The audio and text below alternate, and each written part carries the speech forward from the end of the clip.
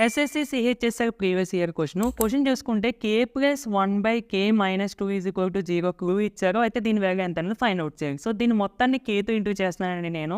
So అప్పుడు ఏమవుతుంది ఇటు సైడ్ కూడా k into k square plus k into 1/k k into 1/k అంటే కే క్యాన్సిల్ అయిపోయి 1 ఉంటుంది minus k into 2k is equal to k into 0.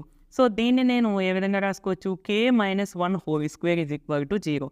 k minus 1 whole స్క్వేర్ని expand చేయండి k square plus 1 square minus 2 into k into 1 అంటే 2k. So 1 square అంటే 1 కదా. So దీన్ని నేను ఈ విధంగా రాసుకున్నాను. ఓకేనా, అంటే ఎక్స్పాన్షన్ వచ్చేలాగా.